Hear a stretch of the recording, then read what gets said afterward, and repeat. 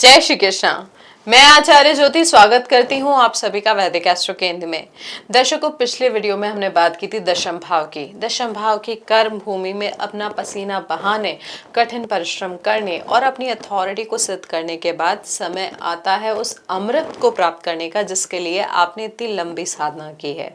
आज हम बात करने जा रहे हैं कुंडली के सबसे शुभ ऊर्जावान स्थान के बारे में, जिसे शास्त्रों में लाभ भाव या आय स्थान कहा जाता है, यानी आपकी कुंडली का 11वां भाव, एकादश भाव। अगर दशम भाव आपका कर्म है तो एकादश भाव, 11वां भाव उस कर्म का परिणाम है, उसका रिवॉर्ड है। देखिए, मंत्रेश्वर जी ने अपनी फल दीपिका में लिखा है कि 11वें भाव को सिद्धि का और प्राप्ति का घर कहा जाता है। यह वह स्थान है जो इंसान को समस्त दुखों और कष्टों से मुक्ति भी दिला सकता है। यह आपकी उन सभी इच्छाओं की पूर्ति का मुख्य द्वार है जो आपको एक विजेता बनाती है, यानी बेसिकली आपकी डिजायर्स का, आपके गेन्स का भाव है। इसे केवल बैंक बैलेंस का घर समझना भूल होगी, क्योंकि ये आपकी लेगेसी, आपके फ्रेंड्स, आपके सोशल सर्कल और समाज के उन प्रभावशाली लोगों का भाव होता है जो आपकी तरक्की में सीढ़ी बनते हैं। उत्तर काल अमृत की बात करें तो एकादश भाव का विस्तार भी बहुत गहरा होता है। यहाँ से हम आपके बड़े भाई बहनों का विचार भी करते हैं और जीवन में आने वाले उन शुभ समाचारों को देखते हैं जो आपके चेहरे पर मुस्कान लेकर आते हैं। देखिए, इसे ना उपचय भाव भी कहा जाता है, जिसका अर्थ वो होता है कि यह भाव समय और अनुभव के साथ, आपकी उम्र के साथ बढ़ता जाता है। यहाँ बैठा कोई भी ग्रह, चाहे वो पापी हो चाहे वो शुभ हो, आमतौर पर जातक को लाभ ही देता है, क्योंकि यहाँ ऊर्जा का एक्सपेंशन होता है, ग्रोथ होती है। फिजिकली ये आपके बाएं कान का प्रतिनिधित्व भी करता है और भौतिक संपन्नता के मामले में ये आपके पास मौजूद कीमती आभूषणों की चमक को भी दर्शाता है। बेसिकली ये वो डोर है जहां पहुंचकर आपकी सारी योजनाएं, सारी प्लानिंग हकीकत में बदलती है।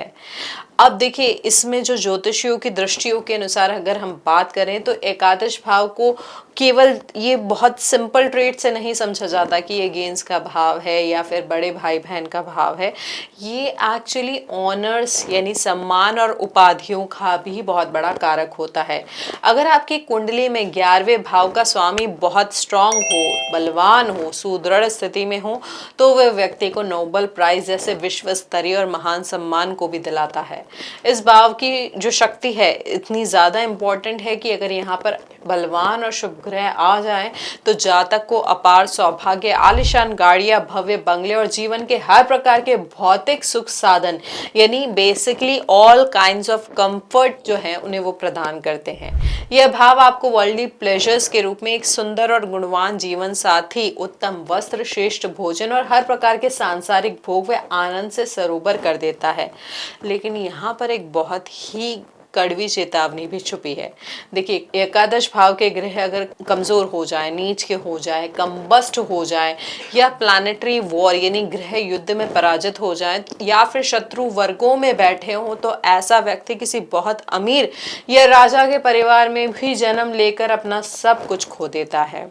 आपकी जो सफलता होती है और आपकी जो बरकत होती है, असली राज इस भाव में जरूर छुपा होता है, लेकिन उस भाव के स्वामी की स्थिति, उस भाव में बैठे ग्रहों की स्थिति, उन सब का समग्र विवेचन हमें करना होता है। लेकिन क्योंकि हम यहाँ पर बेसिक एस्ट्रोलॉजी को समझ रहे हैं, बेसिक भाव को समझ रहे हैं, तो जो चीजें हमने अभी बताई उनसे आप इस चीज को समझ सकते हैं।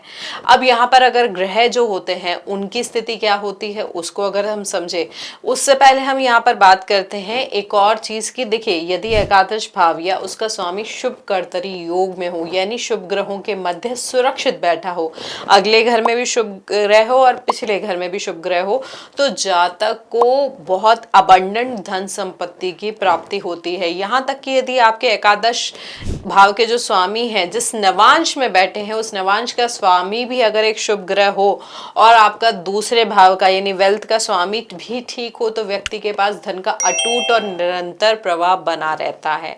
अब बात करते हैं ग्रहों की जो लाभ भाव में कैसा व्यवहार करते हैं। देखिए, सूर्य अगर आपके लाभ भाव में हो तो यहाँ होने पर व्यक्ति को बड़े सरकारी लाभ, सत्ता से जुड़ाव और समाज के सबसे ऊंचे वर्ग का साथ मिलता है। चंद्रमा यहाँ होने पर आय के स्रोत जो है निरंतर बदलते रहते हैं, लेकिन लाभ की जो धारा है वो कभी नहीं सूखती है। व्यक्ति अपनी कल्पनाशीलता और जनता के जुड़ाव से धन कमाता है।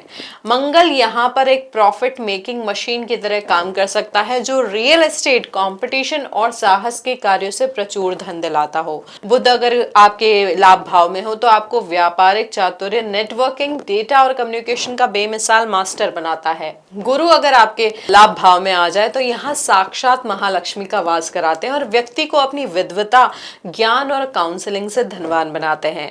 शुक्र आपके लाभ भाव में हो तो कला, सौंदर्य, डिजाइनिंग और स्त्रियों के माध्यम से बड़ी आय और विलासिता वो देते हैं। शनि आप बहुत ही कॉन्क्रीट और स्थायी लाभ देते हैं, भले वो मेहनत और अनुभव के बाद आए, लेकिन वह लाभ जो है जीवन भर टिका रहता है।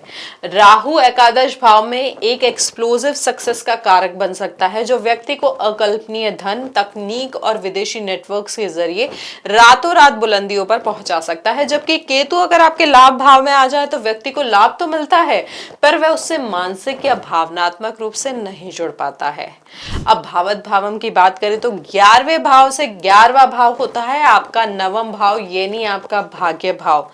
देखिए, आपके लाभ की यानी आपके लाभ भाव की शुद्धता और उसकी बरकत यह भाग्य भाव ही तय करता है।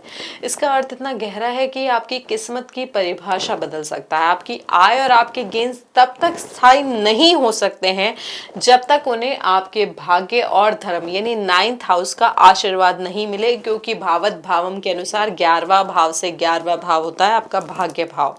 यानी आपकी आर्थिक उन्नति का सीधा सीधा संबंध आपके संस्कारों से और आपकी नैतिकता से होता है। साथ ही देखिए, एकादश भाव पंचम से सप्तम होने के कारण आपकी संतान की सामाजिक प्रतिष्ठा और उनकी सफलताओं का मुख्य केंद्र भी बन जाता है।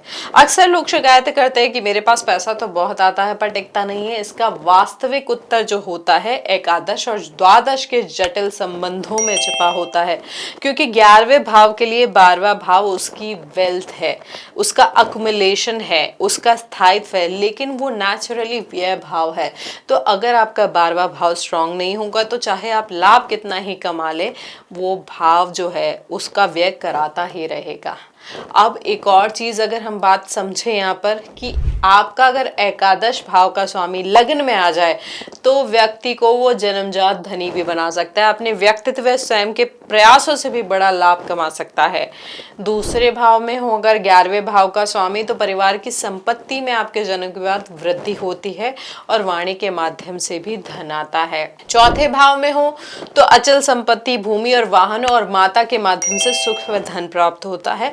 42वें वर्ष पे जरूर धन की बहुत अच्छी प्राप्ति होती है, या आप गाड़ियां भी खरीद सकते हैं। यहाँ पर देखिए, अलग अलग भावों में आपके एकादश भाव के स्वामी की स्थिति जो है अलग अलग परिणाम दे सकती है, क्योंकि छठा भाव भी बहुत महत्वपूर्ण होता है। तो छठे भाव में अगर आपके 11वें भाव का स्वामी चला जाए तो लाभ जो है उसमें थोड़ी सी देरी हो सकती है, कोर्ट कचहरी और विरोधियों के माध्यम से, लेकिन धन का मार्ग भी आपके लिए बनता है। तो इस प्रकार से ना एकादश भाव के स्वामी की जो स्थिति है अलग अलग प्रकार से रिजल्ट दे सकती है। अब हम यहाँ पर देखिए, एकादश भाव जो होता है बेसिकली ओवरऑल जो है इसको केवल लाभ भाव तक सीमित नहीं रखिए, हर चीज को दूसरी चीज से जोड़ने का प्रयास करें। एकादश भाव बेसिकली आपकी वास्तविक स्वतंत्रता का घर है, वह आजादी है जो आपको फाइनेंशियल सेफ्टी और सामाजिक सम्मान मिलने के बाद महसूस होती है। यह भाव हमें सिखाता है कि सच्ची सफलता केवल अकेले शिखर पर पहुंचने में नहीं, बल्कि अपने पूरे नेटवर्क और समाज को साथ लेकर चलने में है। तो क्या आप अपनी झोली फैलाने और ब्रह्मांड के अद्भुत उपहारों को समेटने के लिए तैयार हैं? अगले और अंतिम वीडियो में हम बात करेंगे उस भाव की जो मोक्ष, त्याग, एकांत और अनंत का द्वार है, यानी द्वादश भाव, यानी व्यय का भाव, यानी विदेश यात्रा का भाव। दर्शकों, अगर आपको ये विश्लेषण अच्छा लगा हो तो इस वीडियो को लाइक करें, शेयर करें, बेल बटन दबाकर चैनल को सब्सक्राइब जरूर करें और कमेंट्स में अपनी राय जरूर बताएं। हरिओम।